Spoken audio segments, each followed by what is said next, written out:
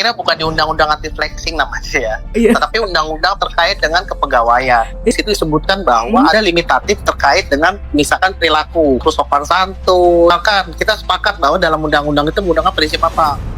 Kan ada namanya good governance. Nah, di dalam prinsip itu biasanya menjadi dasar ketika kita menjalankan kebijakan atau dalam bentuk surat edaran. Tapi kalau dia dalam bentuk undang-undang anti flexing, saya rasa ini bisa menjadi bom waktu yang kedua. Ada suatu hal yang pemerintah itu nggak boleh masuk. Ada ruang-ruang pribadi yang bahkan dalam sistem sosialis ya, bahkan dalam sistem kepemerintahan yang sifatnya tertutup, bahkan itu juga menjadi hal yang diperdebatkan. Artinya ada namanya delimitation of government, namanya government movement. Jadi pemerintah juga nggak setiap sendi-sendi kehidupan bisa diatur oleh pemerintah, nggak boleh. Harus ada ranah-ranah pribadi.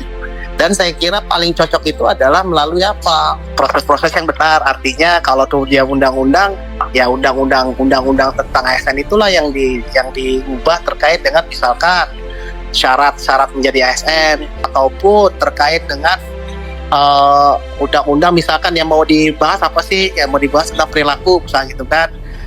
Kalau lewat undang-undang maka negara boleh menjalankan atau pemerintah boleh menjalankan suatu hal berdasarkan undang-undang. Tapi persoalannya undang-undang itu menjadi undang-undang yang masuk ke ranah pribadi atau tidak. Tinggal melalui proses yang betul aja. Jadi ada yang tidak perlu diatur dalam undang-undang, Mbak, maksud saya.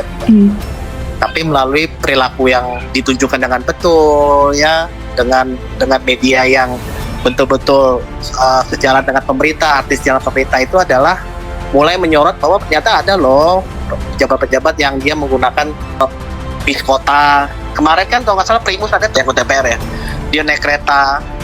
Nah, saya kira tuh ya seperti itu ya diagendakan sebagai pos pemerintahan agar tidak semua pejabat itu seperti itu. Tapi kalau diatur dalam bentuk peraturan saya kira terlalu jauh ya untuk hal seperti ini ya.